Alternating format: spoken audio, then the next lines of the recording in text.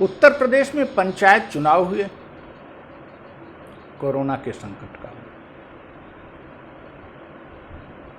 जो कि टाला जा सकता था, नहीं टाला गया।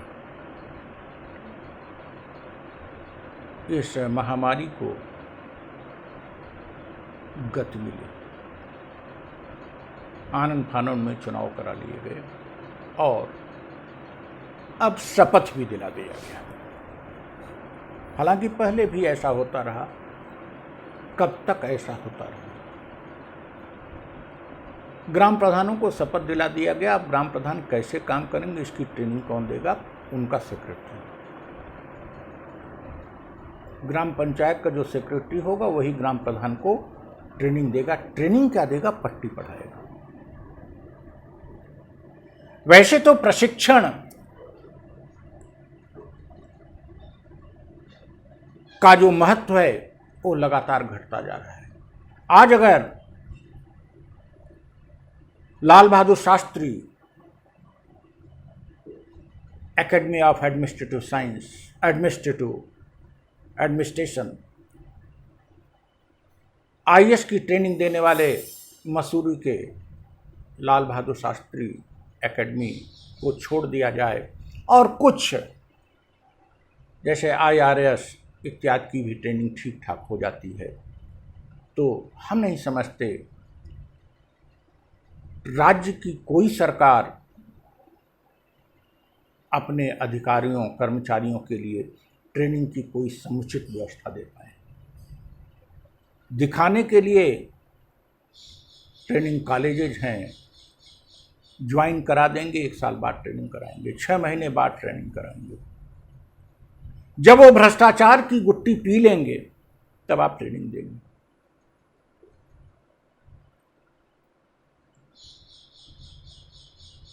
Transparency, democracy, openness, public participation, integrity, efficiency, इन सब का पाठ पहले पढ़ाना चाहिए। तो उच्च स्तर पर भी ट्रेनिंग का अभाव है। विधायक को 2 दिन की ट्रेनिंग दी जाती है, विधायक चुन के आ जाते हैं और 2 दिन की खाना पूर्ति की जाती है। तो विधायक को पता ही नहीं लगता, 5 साल का टर्म बीत जाता है, उनका क्या अधिकार है, क्या कर्तव्य है, कहाँ मुख्यमंत्री और प्रधानमंत्री को वो पकड़ सकते हैं, रोक सकते हैं। बहरहाल हम ग्राम प्रधान की बात कर रहे हैं। ग्राम प्रधान को ट्रेनिंग बिना दिए शपथ दिला दी गई है, वो कार्यभार वो संभाल लिए। हमारी डिसेंट्रलाइज्ड डेमोक्रेसी का सबसे अहम पार्ट है। इस गांव को एक गणतंत्र के रूप में भी देखा जा सकता है, डायरेक्ट डेमोक्रेसी के रूप में भी देखा जा सकता है। गांव के लोग ही अपना मुखिया चुन रहे हैं और भारतीय संविधान द्वारा जो विषय प्रदत्त कर दिए गए हैं वो गांव के मुखिया के माध्यम से गांव के लोग ही चला रहे हैं। गणतंत्र इस रूप में है कि अपने प्रधान को वो चुनते हैं,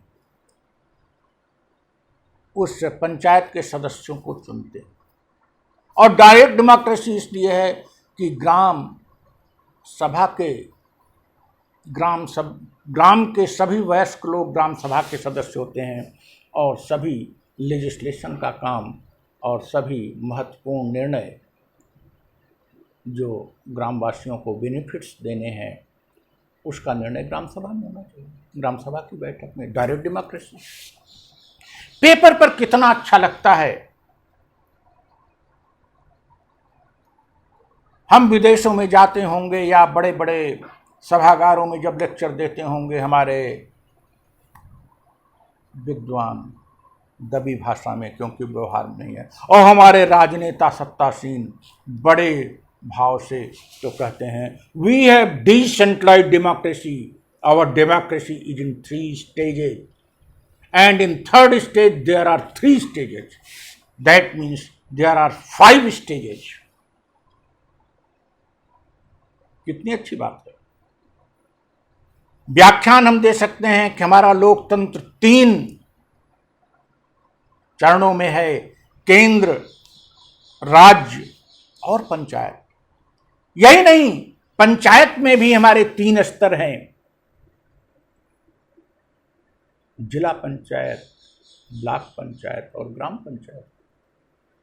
हाँ, नगर पालिकाओं में, नगरीय क्षेत्रों में अवश्य 3 ही स्तर हैं, लेकिन पंचायतों में तो 2 स्तर और बढ़ जाते हैं। कितनी आदर्शवादी बात है, डेमोक्रेसी के लिए इससे बढ़िया क्या हो सकता है। और मैं भी कहता हूं इससे बढ़िया कुछ नहीं हो सकता।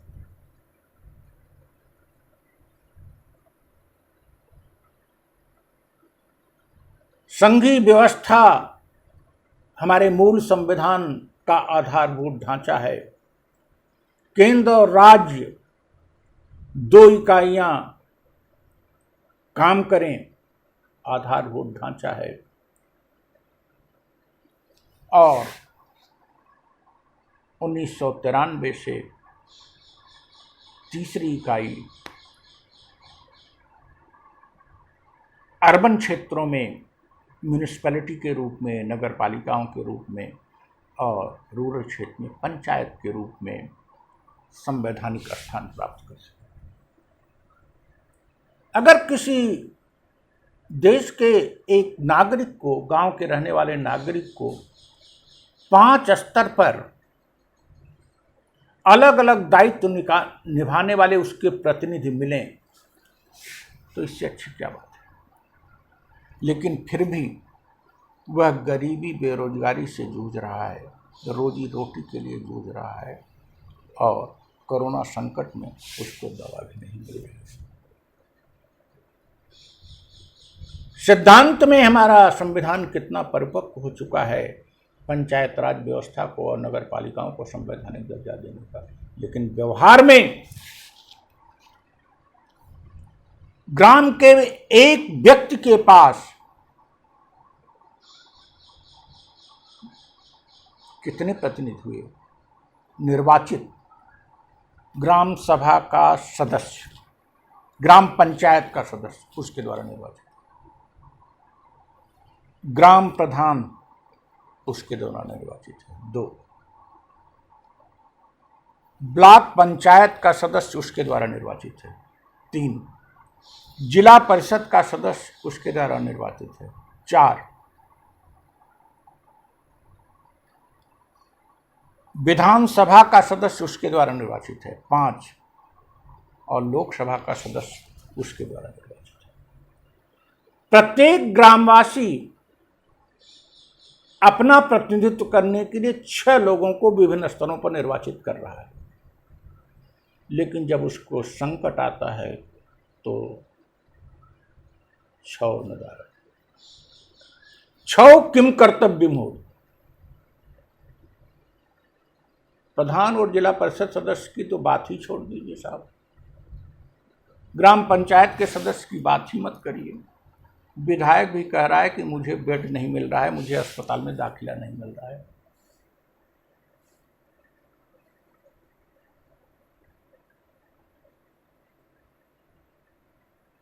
लोकसभा और विधानसभा का सदस्य ये कहते हुए पाया जाता है कि वो तो मुख्यमंत्री, प्रधानमंत्री से मिल भी नहीं पाता। यह है लोकतंत्र, हमारे लोकतंत्र का व्यवहारिक पक्ष, जिसको कि मजबूत होना चाहिए था। केंद्र और राज्य के मजबूत होने के बाद अपेक्षा की गई थी कि अब टाइम आ गया है, परिपक्व हो गया है कि हम तीसरे और डिसेंट्रलाइज करें, और 3rd स्टेज पर जो है पंचायत नगर पालिकाएं। बहरहाल हम बात कर रहे थे प्रशिक्षण की, तो ग्राम प्रधानों से पूछा जाए कि उनको क्या प्रशिक्षण दिया। उनका सेक्रेटरी उनको प्रशिक्षण दे रहा है। कितनी बड़ी दुर्दशा है देश की। और जब प्रशिक्षण अभी दिया भी जाएगा कोटा पूरा करने के लिए, बजट दिखाया जाएगा कि ग्राम प्रधानों के लिए प्रशिक्षण की व्यवस्था हो रही है, तुम उसमें बीडीओ या एसडीएम प्रशिक्षण देंगे। क्या तुम रियल पावर बताओगे? विश्वविद्यालय के प्राध्यापक, डिग्री कॉलेज के प्राध्यापक प्रशिक्षण देने के लिए क्यों नहीं बुलाए जाते? पिछले चुनाव के बाद मैंने थोड़ा सा प्रयास किया था, नाम तो नहीं लूंगा। एक डीएम साहब ने कहा भी था कि सीडीओ से आप मिलने, आप सीडीओ ने मेरी बात को समझा, उसने हाथ जोड़ लिया। क्यों? क्योंकि हम तो ग्राम प्रधान को बताते तुम्हारे ये अधिकार हैं, आपके ये अधिकार हैं, और ग्राम में चलिए मीटिंग करिए, ग्राम सभा के सदस्यों को बताएं कि आपको क्या अधिकार। यह स्थिति है। कैसे हमारी डिसेंट्रलाइज्ड डेमोक्रेसी परिपक्व होगी, इस दिशा में मुख्यमंत्रियों को तो फिक्र ही नहीं है। वस्तुतः प्रत्येक राज्य का मुख्यमंत्री दो बातों को नहीं चाहता। वो कभी पुलिस रिफॉर्म नहीं चाहता, क्योंकि उसमें आत्मविश्वास नहीं है, उसमें नैतिक बल नहीं है कि वह शासन कर सकता है, वह पुलिस से शासन करता है। तो इसलिए पुलिस में सुधार से वो सभी मुख्यमंत्री भागते हैं। और दूसरा, 94 के बाद से मैं देख रहा हूं कोई मुख्यमंत्री इस बात में रुचि नहीं ले रहा है कि पंचायतें और नगरपालिकाएं मजबूत हों। पंचायतों और नगरपालिकाओं के अधिकार को उन्होंने कागजी बना दिया है और उनको मजबूत करने की दिशा में कोई पहल नहीं होती है। वस्तुतः अपने ब्यूरोक्रेटिक तंत्र के माध्यम से उनको पंगु बना दिया जाता है। और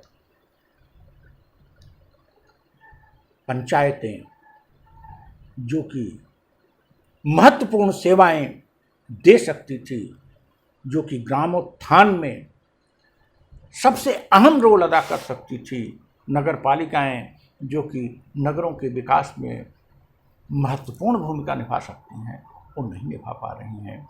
और अभी कहीं से भी इसकी कोई भी प्रकाश की किरण दिखाई नहीं पड़ रही।